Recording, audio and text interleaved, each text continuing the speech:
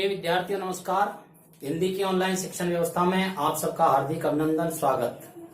आज का जो हमारा अध्ययन है वो है वाच्यों के प्रकार। वाच्य किसके होते हैं? वाच्य क्रिया के होते हैं। वाच्य क्या होते हैं ये अध्ययन हम पहले कर चुके हैं। क्रिया के जिस रूप से वाक्य में किसकी प्रधानता है, इस बात का बोध जिस प्रक्रिया के द्वारा होता है उसे वाच्य कहते हैं। किसकी प्रधानता है?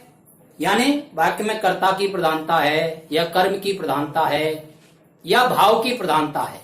अब कर्म की प्रधानता है या भाव की प्रधानता है या कर्ता की प्रधानता है, इसके आधार पर इन वाच्यों के कितने प्रकार होते हैं इसका अध्ययन आज हम करेंगे। तो आइए सीखते हैं वाच्यों के प्रकार।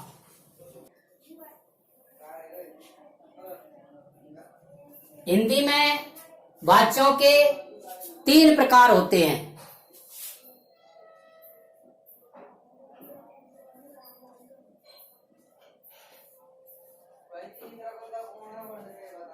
कर्तृवाच्य,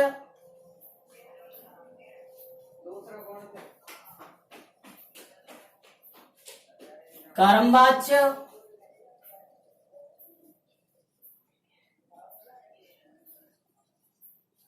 भाववाच्य।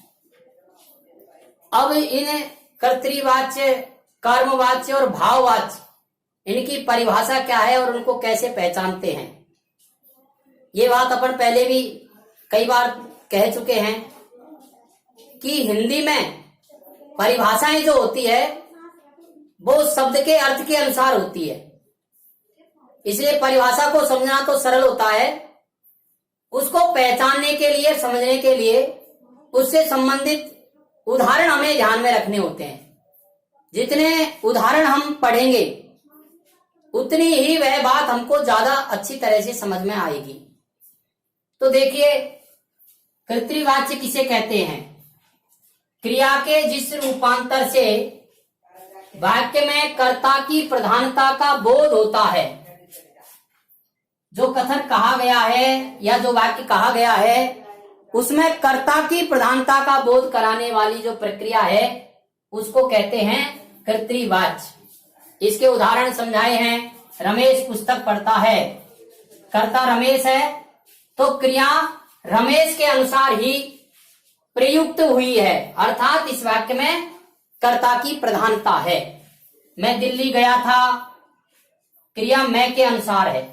वे पढ़ते हैं, क्रिया का जो वचन है वो वे के अनुसार है। बालिका सो रही है, बालिका स्त्रीलिंग करता है तो क्रिया भी स्त्रीलिंग है। लड़की पढ़ती है, तुम पढ़ते हो, तुम कल क्या करोगे। ये ऐसे वाक्य हैं जिनसे बोध हो रहा है कि इन वाक्यों में कर्ता की प्रधानता है। इन वाक्यों को पढ़ने के बाद 2 बातें हमारे यहां ध्यान में आ रही है। कुछ वाक्य ऐसे हैं वो सकर्मक क्रिया प्रयुक्त हुई है उनमें, और कुछ वाक्य ऐसे हैं जिनमें अकर्मक क्रिया प्रयुक्त हुई है। अर्थात कर्तृवाच्य जो होते हैं उनकी यह विशेषता होती है कि इन वाक्यों में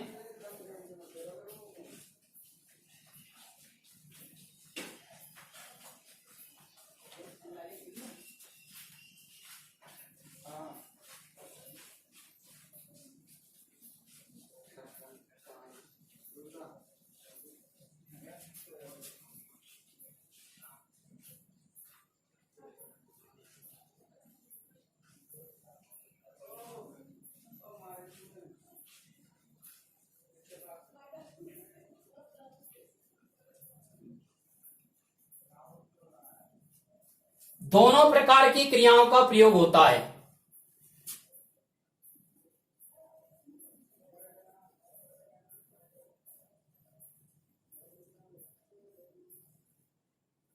अकर्मक और सकर्मक। रमेश पुस्तक पढ़ता है, इसमें सकर्मक क्रिया है।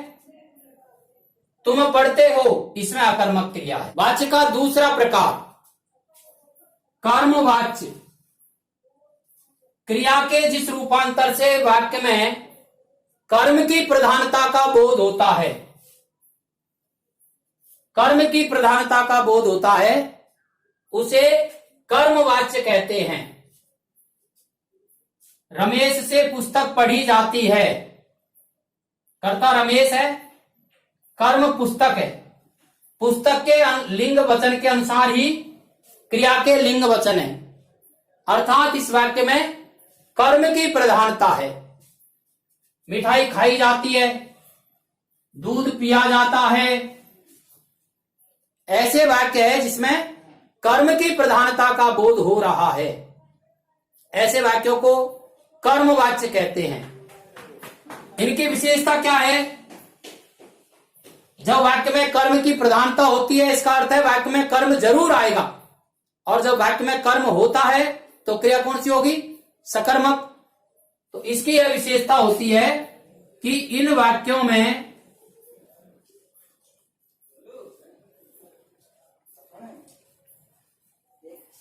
केवल सकर्मक क्रियाओं का प्रयोग होता है।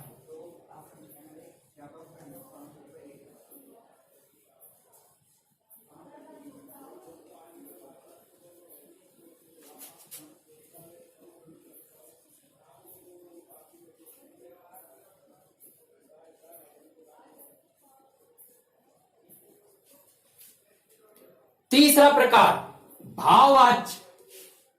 क्रिया के जिस रूपांतर से भाव की प्रधानता का बोध होता है, अर्थात न तो कर्ता की प्रधानता रहती है न कर्म की प्रधानता रहती है, क्रिया के अर्थ या क्रिया के भाव की प्रधानता का जहां बोध होता है वह भाववाच्य कहलाता है।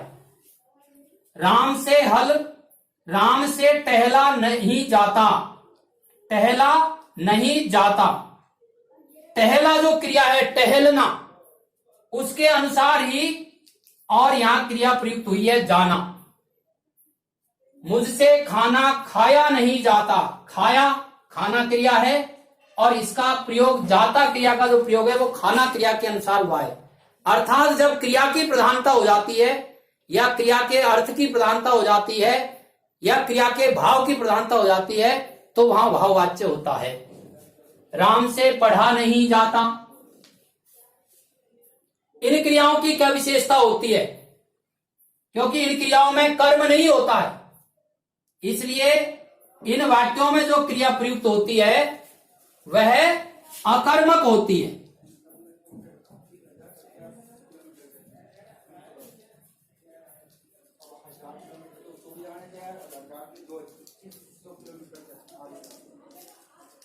इसमें केवल अकर्मक क्रिया का प्रयोग होता है। तो ये हैं क्रियाओं के वाच्य। अब वाच्यों के आधार पर क्रियाओं के प्रयोग कितनी प्रकार से होते हैं, अगला प्रश्न ये है आता है। ये तो क्रियाओं के वाच्य हैं। अब वाच्यों के आधार पर क्रियाओं के प्रयोग कितने प्रकार से होते हैं?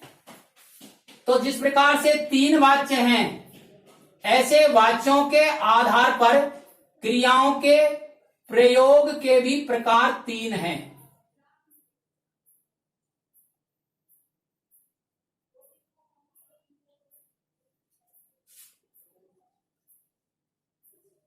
कर्तरी प्रयोग,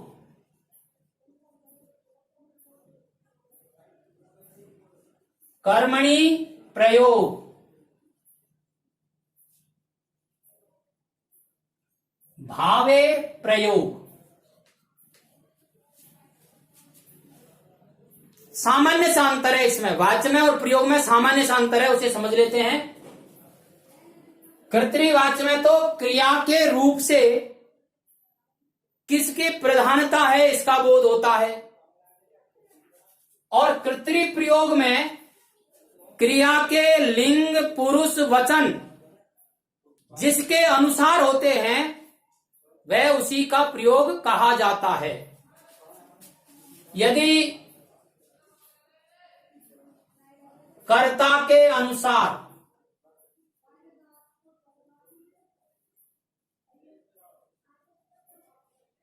लिंग पुरुष वचन, कर्ता के अनुसार लिंग पुरुष वचन आते हैं क्रिया के, तो कर्तरी प्रयोग कहलाएगा।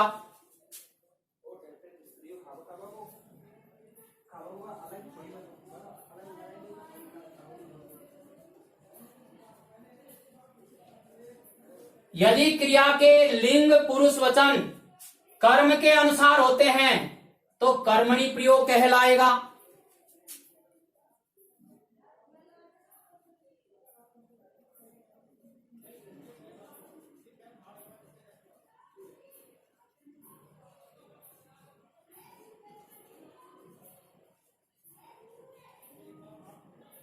यदि क्रिया के लिंग पुरुष वचन क्रिया के अर्थ या भाव के अनुसार होते हैं तो वह भावे प्रयोग कहलाएगा।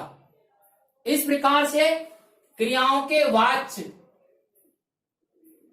3 होते हैं, उदाहरण से ही समझाया गया है, और क्रियाओं के प्रयोग भी 3 होते हैं।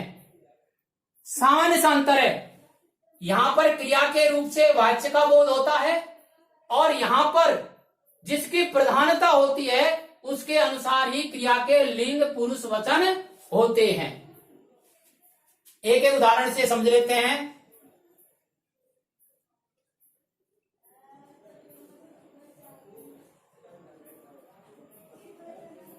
राम मिठाई खाता है। यहां पर खाना जो क्रिया है इसके लिंग पुरुष वचन राम के अनुसार प्रयुक्त हुए हैं, इसलिए इसमें क्रिया का कर्तरी प्रयोग हुआ है।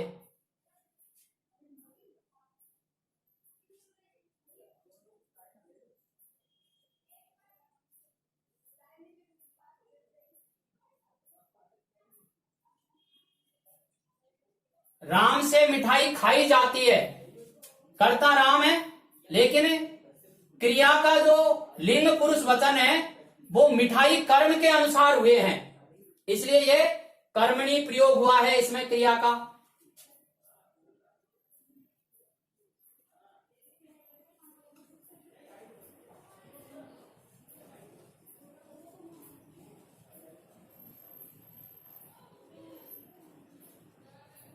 खाई खाना क्रिया है, इस क्रिया के अर्थ और भाव के अनुसार ही जाना क्रिया का प्रयोग हुआ है।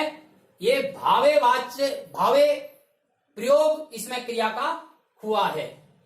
इस प्रकार से जिसकी प्रधानता होती है क्रिया के लिंग पुरुष वचन उसी के अनुसार होते हैं।